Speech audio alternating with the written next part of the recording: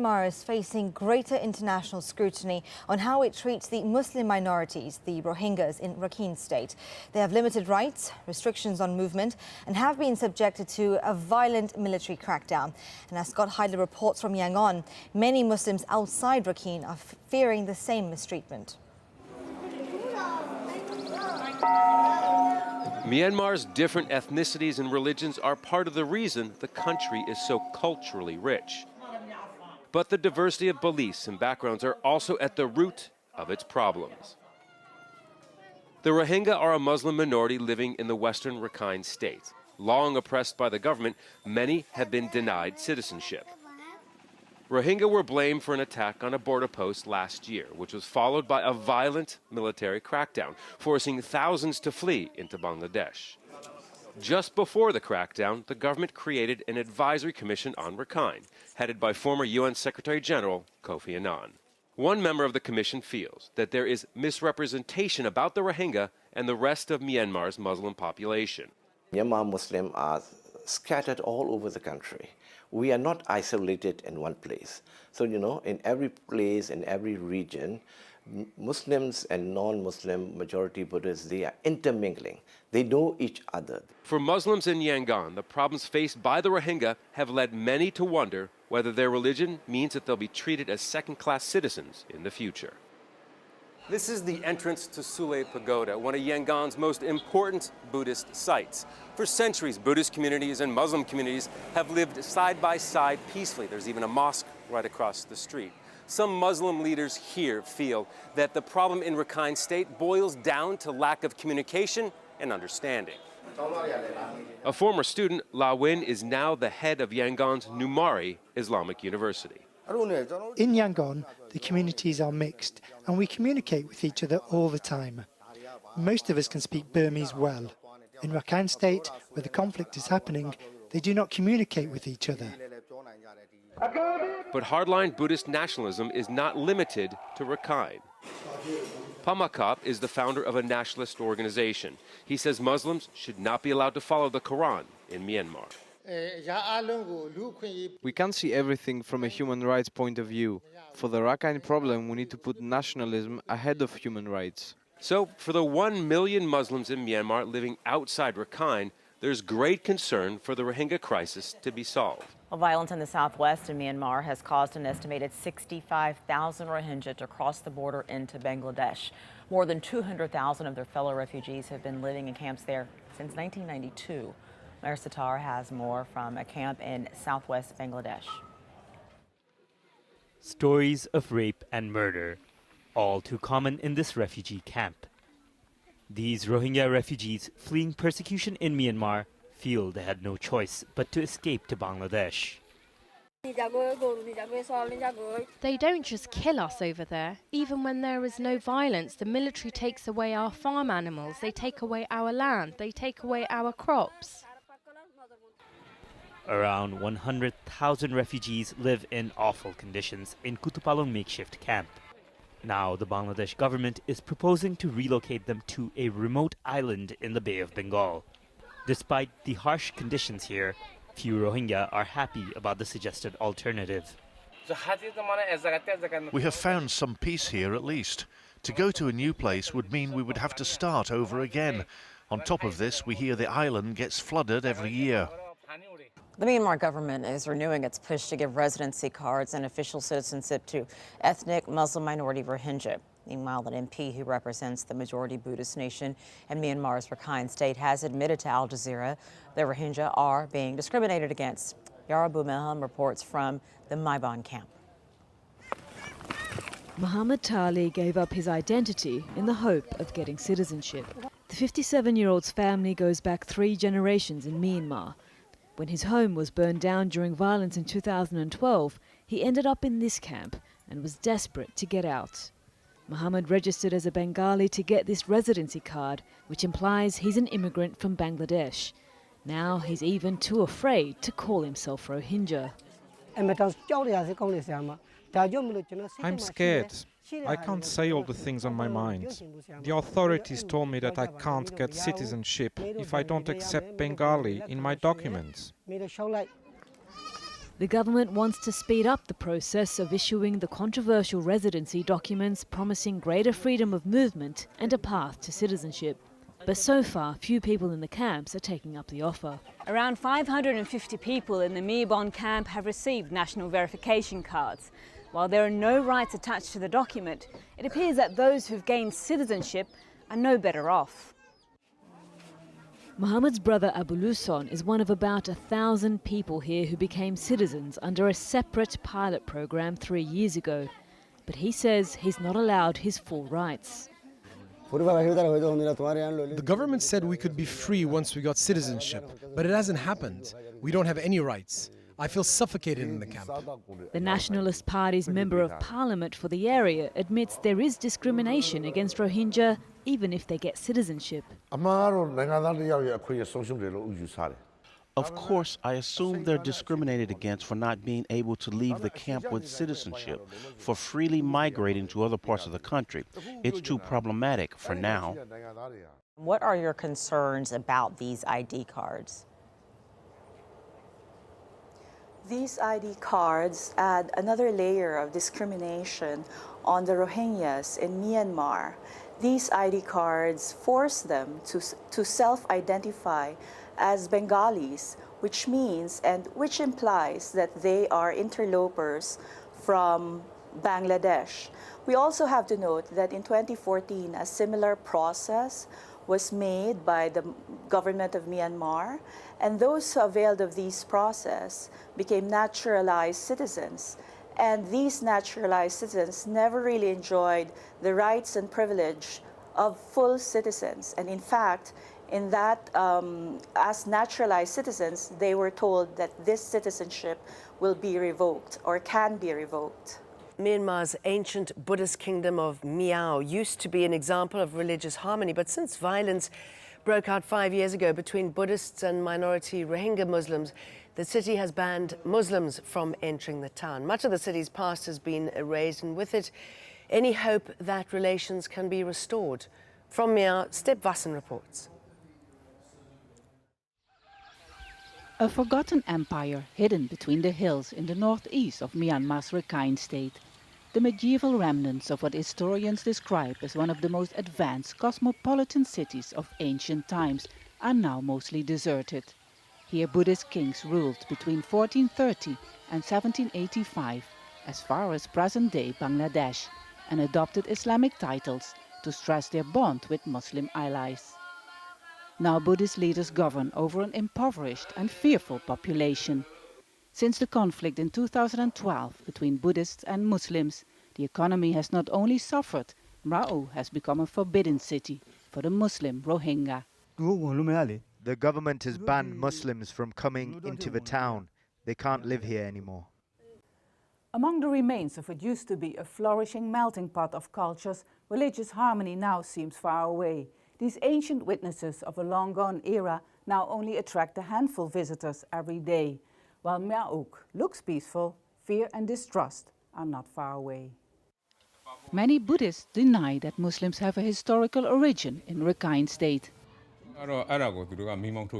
I believe the history of Muslims here has been fabricated.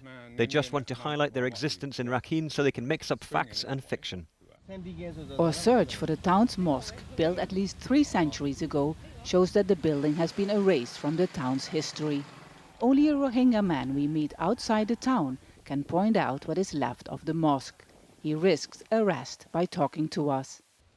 I used to pray at this mosque for about 30 years. When we lived in Mrao, we used to come here. After we got kicked out from the town, we had to leave our houses. The army destroyed the mosque. Since then, many of the Rohingya live in isolated villages far away from the town, depending on local traders for food. Both Muslims and Buddhists here say they have lost hope they can ever live together again, like their ancestors did for so long. Hundreds of thousands of Rohingya refugees are facing an acute crisis after a cyclone destroyed their camps in Bangladesh. The warning comes from the International Organization for Migration. It says food, water and health services are scarce and that more than 16,000 makeshift homes have been damaged or destroyed.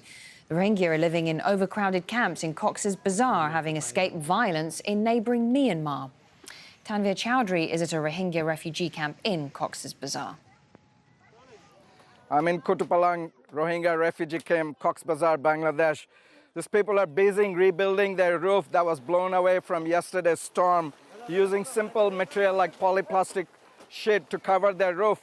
Most of the houses are thatched roof houses here, covered with poly wraps, which might have actually saved them from the storm yesterday, because if it was tin roof, most of them could have actually killed them or hurt them seriously.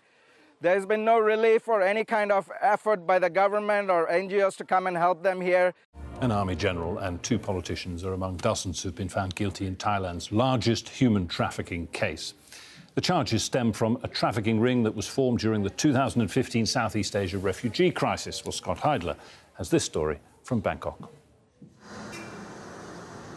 Early Wednesday morning, the 103 defendants arrived at the Bangkok Criminal Court for their verdicts to be handed down in Thailand's largest people trafficking court case.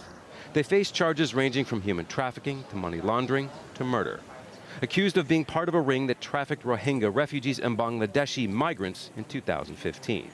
Mass graves were discovered along Thailand's border with Malaysia. The main defendant, former Army Lieutenant General Manas Kompan, was found guilty on human trafficking and money laundering charges. 2 local government officials from the area, the so-called death camps, have also been found guilty of human trafficking. Surapan Konchantuk worked with some of the first Rohingya trafficking victims back in 2005. He thinks the court needs to keep pushing for more trials. To sincerely fight human trafficking, Thailand must be persistent. They should expand the investigation deeper into more people and go further to other rings. This trial was the first in a new human trafficking division at Bangkok's criminal court. It took 16 months. Human Rights Watch says too short given the complexity and the number of defendants and witnesses.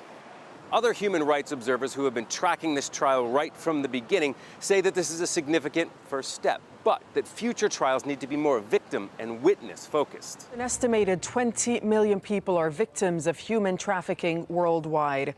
Among those targeted are the Rohingya escaping religious conflict in Myanmar. Many end up in Malaysia, but even there, they risk further exploitation.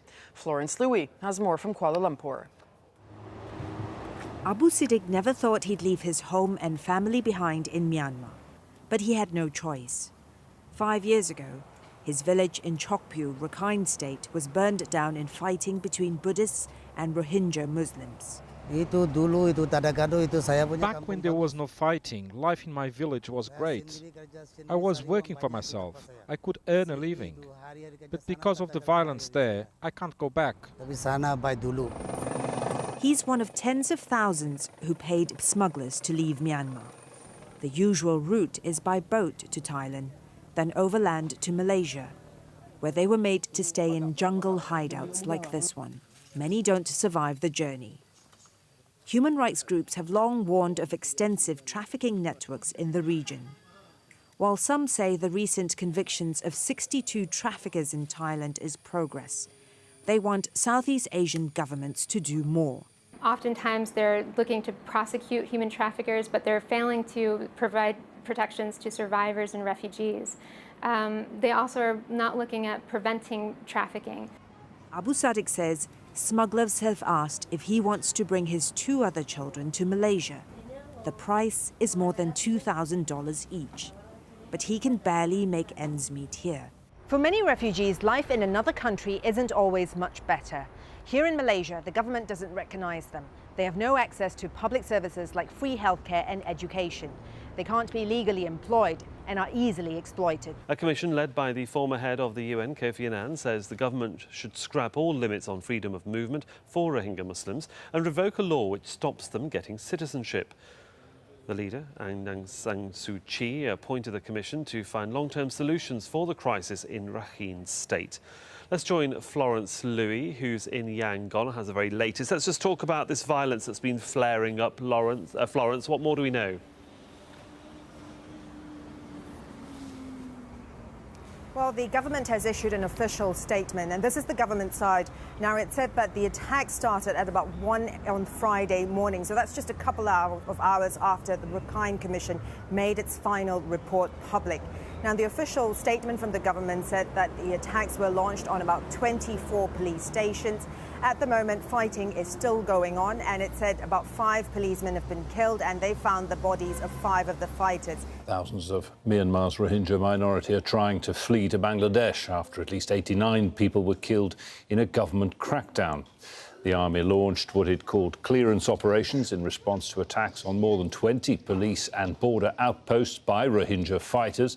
Rohingya activists say troops have also raided villages, killing people and burning down homes. An AFP reporter and border officials say they witnessed the security forces firing at terrified villagers as they fled. It's thought as many as 100,000 Rohingya are now stuck at the border where Bangladesh is refusing them entry. One of my sons was lost while crossing the border. We could not tolerate the torture of the Myanmar government. They killed our people, bodies were lying there, we were helpless there.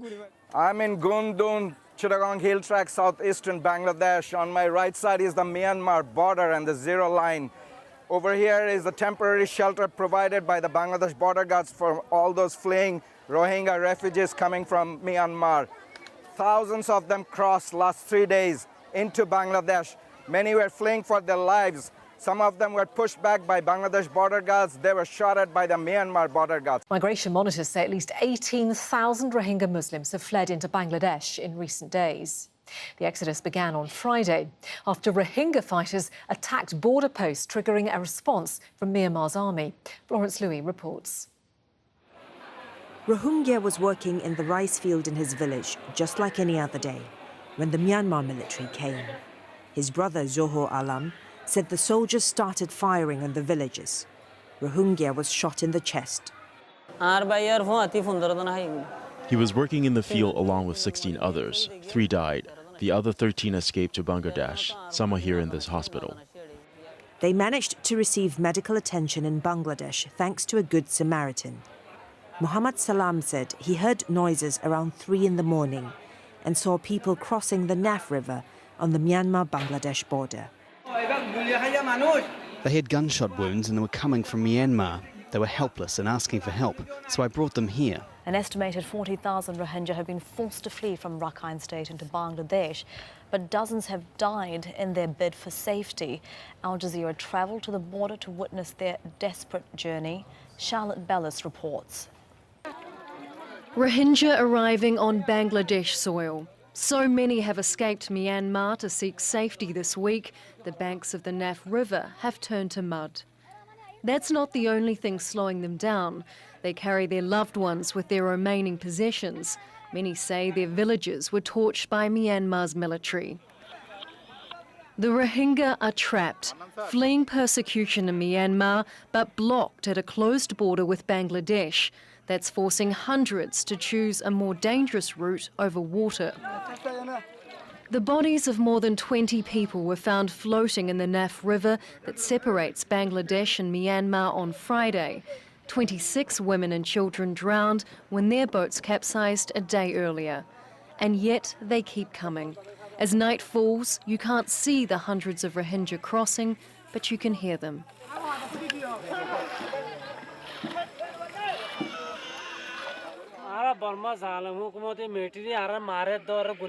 The Myanmar government destroyed everything. They destroyed all of our belongings, including our homes, raped our women. We could not endure these oppressions. Who do you think is responsible for the misery that these people are enduring? Well, that is currently unclear, but what we are urging the government of Myanmar is to ensure that they exercise some restraint. All parties of the conflict exercise restraint in this very worrying, escalating conflict, and that they make sure that civilians are protected and get the assistance that they need. The column of smoke could be seen from afar. It prompted journalists on a government-arranged trip to northern Rakhine State in Myanmar to request an unscheduled stop. This is what they saw up close. Gaututara village consumed by flames. There's no one and nothing left. The police say everyone in this Muslim village set fire to their homes a day after fighting began, then escaped. In another village known as Alitan Chor, there is a similar scene of destruction and the same explanation. They burned their own houses and ran away. It began on the afternoon of August 25th. But the Rohingya who've crossed into Bangladesh seeking refuge tell a different but consistent story. I am from Mungdo town of Myanmar. There they burnt our houses. They are killing our people, so we have come here across the border. A small number of Rohingya refugees have managed to reach Nepal's capital, Kathmandu. But despite their claims for asylum, Nepal doesn't recognize them as refugees. Sabina Strester reports from Kathmandu. A hillside dotted with tin roofs on the outskirts of Kathmandu. This is where a few hundred people from the Muslim Rohingya community have managed to find refuge. They have been coming here in small numbers since 2012, escaping the violence in their home country, Myanmar. There are 147 Rohingyas who have been verified and 100 more have applied to the UN for asylum. Sajida Begum came 3 weeks ago with her husband and 3 children. She told us their village was burned, her friends raped and killed. 2 of her friends died when a landmine exploded near Myanmar's border with Bangladesh. I can't sleep at night. I wonder where death is coming from. Sajida has been holding on to the identity papers given to her by the Myanmar government and hopes she can find a place she can call home. But Nepal has not signed the UN Convention on Refugees. As far as Nepal is concerned, these Rohingya refugees officially don't exist. But while they don't have any legal status here, they're not persecuted and are left in peace. The government spokesman said on Twitter, "We have no policy to negotiate with terrorists." Inside this refugees camp in Bangladesh, the Rohingya say they never expected a ceasefire to hold anyway. I don't think this will work because they've always blamed us, calling us terrorists. They're killing our sons, our brothers, our parents and torching our homes. And there's more misery awaiting the Rohingya. This mobile footage purports to show landmines in Myanmar near the Bangladesh border. Amnesty International said there were 2 blasts on Sunday, injuring 2 men. The campaign group said all indications point to the Myanmar security forces deliberately targeting locations that Rohingya refugees use as crossing points. This is a cruel and callous way of adding to the misery of people fleeing a systematic campaign of persecution. That is the last Bangladeshi border security post. And beyond that, where you see the smoke billowing, is Myanmar. Now, the journey between the 2 countries is just a boat ride across the river that takes 20 minutes. Which is why we've seen dozens of Rohingya who made it to the safety of Bangladesh, trying to go back to save family members they've left behind. These men are returning to Myanmar to look for elderly relatives. Along the way, we see tired but relieved Rohingya, catching their breath after escaping their homes. Feet sinking into the mud slows the approach to the river. We pass newly arrived Rohingya families almost every step of the way. Watched by Bangladeshi border guards who tell us boats are continuously crisscrossing the Naf River, which separates the 2 countries. The boats are weighed down with whatever its passengers can carry. For Noor Mohammed and his extended family, this path leads to safety. I lost my eldest daughter when we were running away. Also, my parents were left behind along the way. I don't know where they are. The military is continuing to slash and kill people. He fled with his 5 children, parents and brother's family after their village was attacked. We were tortured. We struggled so much. Now we want to stay here, live here and die here in Bangladesh. India's highest court is set to hear a challenge to a government decision to deport 40,000 Muslim Rohingya. Lawyers are taking the case on behalf of 2 Rohingya migrants living in Delhi who fled Rakhine State. Duncan Crawford reports. Mohammed Ilkas is 27 years old, a Rohingya Muslim who fled his home in Myanmar to seek refuge in Indian-administered Kashmir. He says he escaped the violence in Rakhine State after soldiers attacked his village. After crossing the border and travelling for more than a week, he eventually reached his sister living in Jammu. We have 12 members in our family. I don't know whether most of them are dead or alive. Our villages were burned down. I somehow managed to escape. I don't know where the others are. The army shoots at us and sets our homes on fire with people inside. Ilkas reached safety, but his stay in India may be temporary. Like so many other Rohingya, he is unwanted by the government, after leaders said they were going to expel all Rohingya, even those registered with the UN Refugee Agency. 2 Rohingya men are trying to block the expulsion threat, arguing their lives would be in danger if they're sent back. Supreme Court judges have agreed to hear their case, and the verdict could affect future generations. The UN Security Council has expressed deep concern over the violence in Myanmar's Rakhine state against Rohingya Muslims. Over the past few weeks, almost 400,000 people have fled to neighbouring Bangladesh to escape a government crackdown on armed groups. Our diplomatic editor, James Bays, reports from the United Nations. These were the toughest words yet from the Secretary-General on the ongoing violence in Myanmar. I call on the Myanmar authorities to suspend military action, end the violence, uphold the rule of law, and recognize the right of return of all those who had to leave the country. The UN knows the situation is deteriorating fast. When Mr. Guterres last spoke to reporters a week ago, there were 125,000 Rohingya refugees. That number has now tripled. Given the situation has got so much worse in the last week, do you believe this is ethnic cleansing? Well, I would answer your question with another question. When 1/3 of the Rohingya population had to flee the country, can you find a better word to describe it? Scott Heidler joins us live now from Myanmar's capital, Naypyidaw. Scott, so Aung San Suu Kyi coming under growing international criticism over her handling of the Rohingya crisis. What did you make of the speech and how will it go down there? Well, Darren, the speech here lasted about a half hour, and she's actually still in the building meeting with some of the diplomats that attended this speech. And it's interesting, when you look at the speech, Darren, she sounded like the Aung San Suu Kyi before she became the leader of this nation, before she walked into the office, came into the office 18 months ago, approximately 18 months ago. She sounded more passionate and a little bit more outspoken, if you will, compared to some of the other speeches we have heard from her. But obviously, this is a very sensitive issue. And what's very interesting too, Darren, if you look at the speech, and how it was delivered, this clearly was for an outside external audience. It was called an address to the nation, a national address, but it wasn't really directed at the people of Myanmar. This was directed to the international community, and she said that several times in this half-hour speech.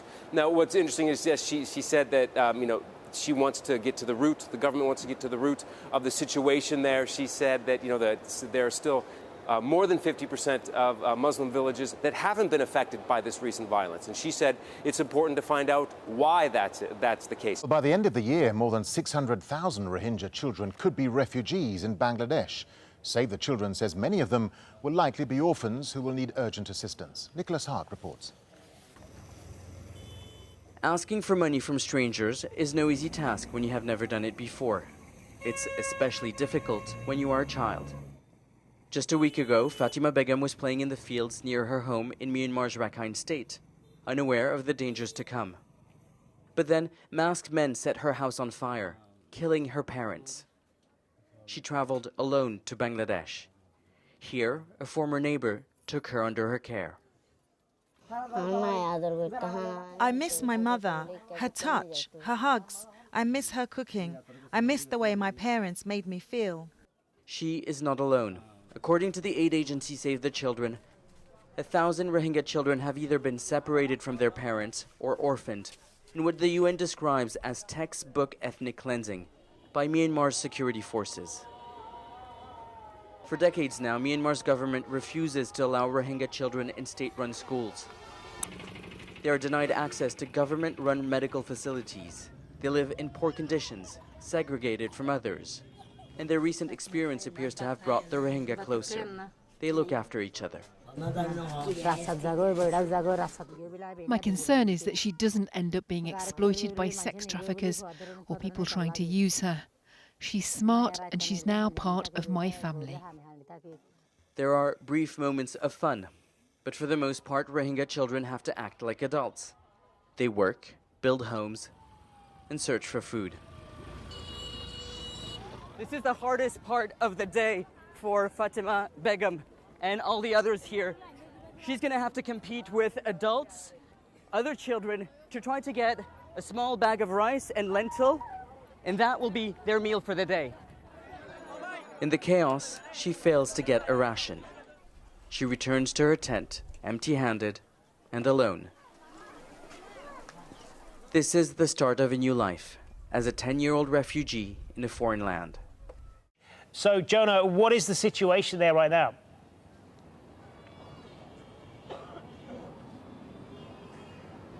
The situation is pretty dire and getting worse in many ways, Hazem, certainly in terms of numbers that continue to grow, while there are improvements evident on the ground in terms of the aid operation. Nevertheless, aid agencies warning that the camps here in southeast Bangladesh face the possibility of a public health disaster if help isn't scaled up massively and very, very quickly.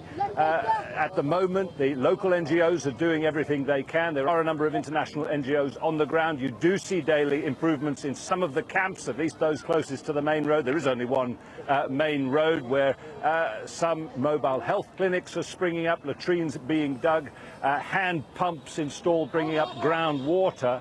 But there are some 70 camps here, and many of those camps are completely inaccessible. Rainwater flowing through them, pooling in places, mixing with raw sewage. Ideal conditions for the spread of diseases, waterborne diseases in particular, like cholera. Now, MSF Doctors Without Borders, they've been here pretty much from the start, sounding among the loudest warnings. They say that daily they're receiving adults on the brink of death from dehydration.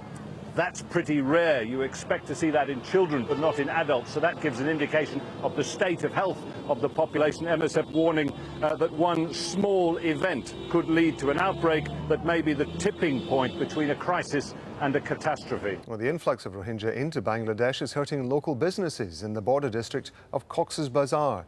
Nicholas Hack has been speaking to market vendors in the town. Here, Bangladeshis come to buy their daily necessities, spices, food and vegetables. And it's around this market that Rohingyas have set up camp. With the arrival of hundreds of thousands of people, a new informal economy has grown here. There's one item that's particularly popular among Rohingyas, these plastic sheetings. They're used to build homes to protect them from the rains inside the camps. Bhaiya, business কেমন করে চলতেছে? I'm asking if business is going well. Business তো এখন ভালো চলতেছে না। কেন ভালো চলতেছে না কেন? চলতেছে না, রোহিঙ্গা আসা একটু কমে গেছে আর রোহিঙ্গারা যেটা আসতেছে তাদেরকে সরকারিভাবে তাদেরকে সবকিছু মানে সরকারিভাবে দিতেছে। So he's saying that business isn't going as well as it used to. He's saying that now aid agencies, the government, are distributing these plastic sheeting for free, and therefore he's not getting as much business as he used to. This is the home of a Bangladeshi family right around a corner from the Rohingya refugee camps. And look at their home. It's made out of the same plastic sheetings that you find inside the camps. In fact, the circumstances of the refugees and of the Bangladeshis living here are very similar. The difference is the refugees get international aid. These people depend on their government for help. The shock is turning to anger amongst some Rohingya refugees who are pouring into Bangladesh. They're calling for, some of them are, an armed struggle against Myanmar's forces. Nicholas Huck reports from that border area. Inside this bag is a 12-year-old girl. She's being carried to the camp by her cousins after crossing the border. Fajeva Begum saw Myanmar soldiers slit her brother's throat. They then came after her. Her cousins won't say exactly what they did to Fajeva, since she's been unable to speak, eat or drink. Whatever they did has put her in a state of shock. Aung San Suu Kyi is responsible for all this. She's responsible for the killings, for the violence against our people. Rohingya supported the Nobel laureate, hoping she would bring an end to their persecution. Instead, mob attacks led by Buddhist monks and the military against their community have intensified since Aung San Suu Kyi came to power in 2015. Despite the return to democracy, they can't vote, go to school, or practice their religion freely. This is the Arakan Rohingya Salvation Army, formerly known as Al Yaqin, a secular militant group responsible for the August attacks against the Myanmar security forces. Their leader, Ataullah, continues to call on all men and women to fight what they describe as the brutal regime of Yangon and an end to the oppression of Rohingyas. We met one of the group's members in a secret location. It's the first time they accept to talk publicly. He says they have no choice but to take up arms in order to stop what they describe as the start of a genocide against their people. If they don't give us our rights, if they keep killing our people, raping our women, then yes, there will be more attacks to come. This is our land. We will fight back. Myanmar's response to the group's attack is described by the UN as textbook ethnic cleansing. The group is ill-equipped and has few weapons. It is no match to Myanmar's military might, but it has the support of many Rohingya refugees, a people stateless and in limbo, who continue to suffer of unspeakable violence. Well, the nationalist movement has existed in Myanmar for decades, and the latest crisis is helping it to gain momentum. But as Scott Heidler reports from Myanmar's largest city, Yangon, not all agree it's the way for Myanmar's young democracy to go. Chocho started a punk band 10 years ago. His way of rebelling against the military government as the pro-democracy movement here was just gaining ground. Tonight, he's DJing a punk rock night at a Yangon bar. He's becoming concerned over a rise of nationalism in Myanmar, many using the Rohingya crisis to grow their influence and reach. Nationalism is always trying to teach to the people about fear. They always talk.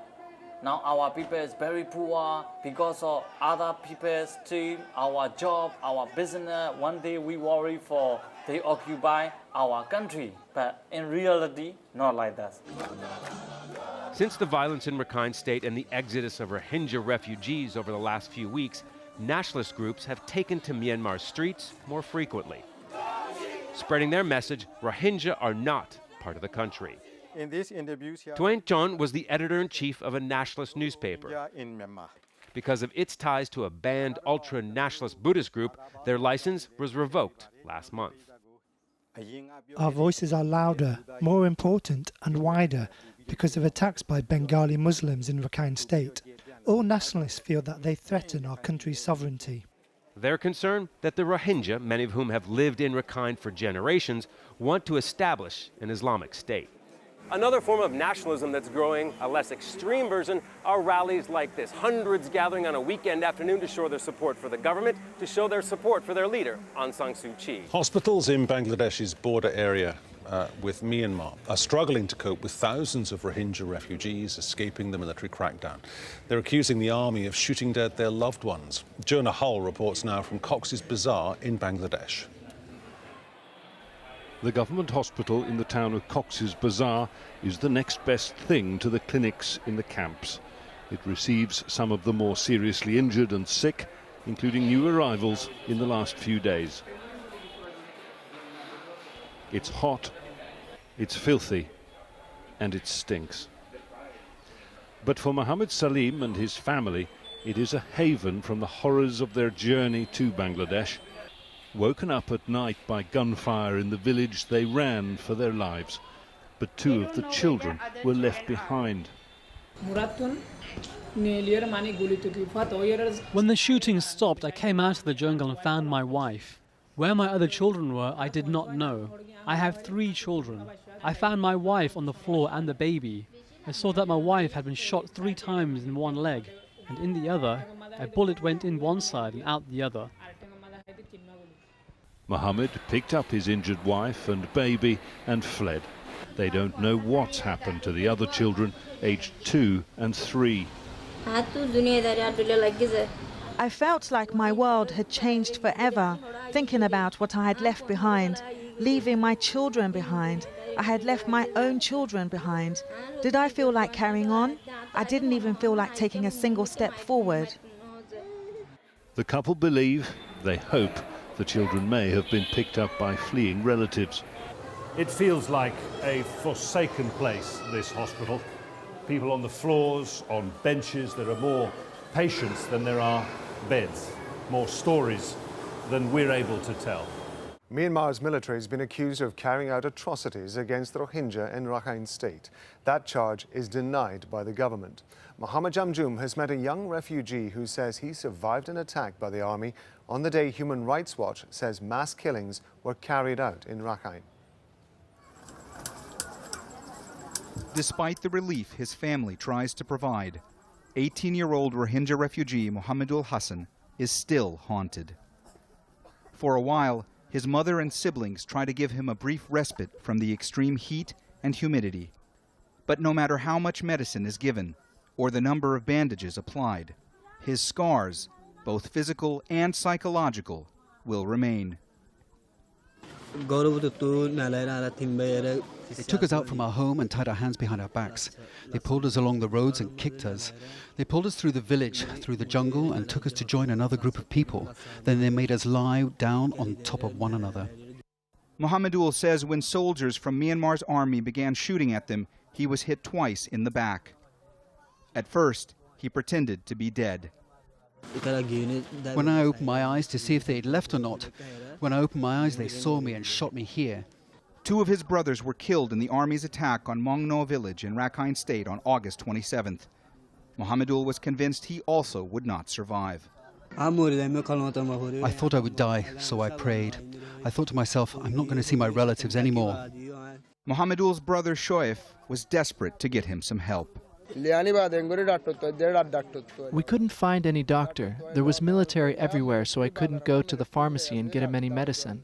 People were telling me I should go break down the door of the pharmacy and bring him medicine, but I couldn't go there because of the military. Shoaif tells us that in addition to his 2 brothers who were killed, dozens more of his relatives were also executed during the attack. A recent report by Human Rights Watch included interviews with witnesses and survivors who told the organization that Myanmar's military didn't just carry out mass killings that day, but that they also sexually assaulted, stabbed, and beat villagers who were gathering for safety in a residential compound. And while the UN has called the actions of Myanmar's military a textbook example of ethnic cleansing, Myanmar's government has categorically denied carrying out any atrocities against the Rohingya. Myanmar's leader Aung San Suu Kyi has called for national unity in an address to the nation on the Rohingya refugee crisis.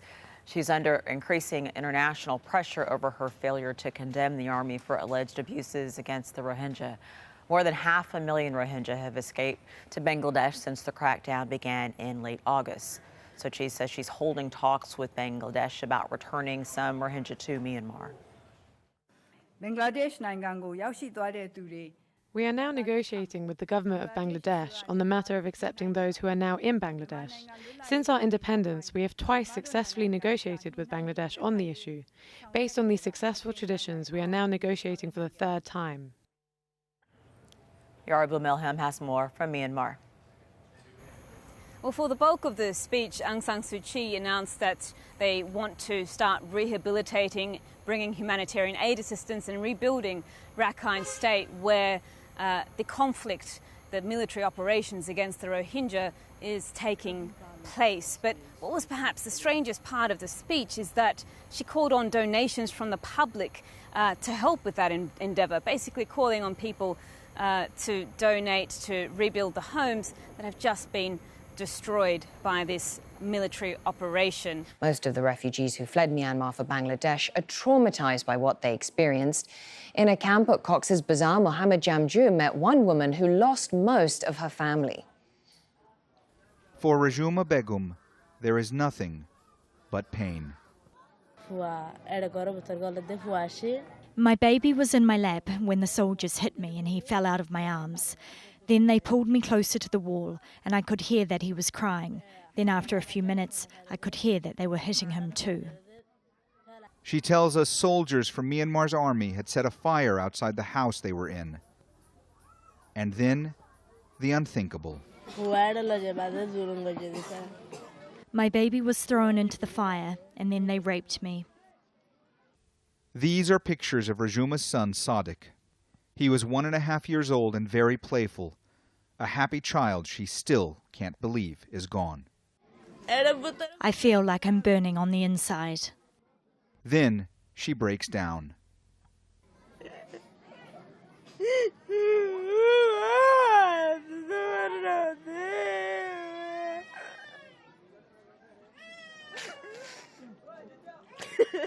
As she wails in agony, Rajuma screams out for her mother,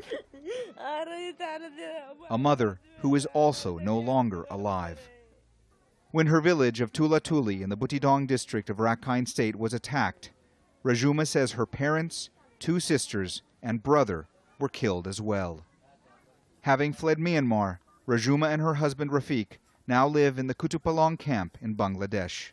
Rajuma and Rafiq's story is similar to what we've heard from many other survivors, Rohingya refugees who've shared their terrifying accounts of having been brutalized by soldiers in Myanmar's army. Many described witnessing mass killings, gang rapes, beheadings, and numerous other atrocities. Human rights investigators are accusing Myanmar's government of carrying out crimes against humanity, a charge Myanmar's government denies. With more than 500,000 Rohingya refugees having fled Myanmar in the past 6 weeks, medical aid and psychological support is in very short supply. It's one reason Rafiq is so worried. Sometimes she says her head feels like it's twisting and that she can't tolerate it. Sometimes she looks at the photos of our baby and she screams and cries. Every single day she cries. Rafiq says that until they have money, Rajuma can't get any more treatment for the head and jaw wounds she sustained when she was also beaten by the soldiers. And so Rajuma sits, alone and traumatized, longing for a family that perished and a home that no longer exists.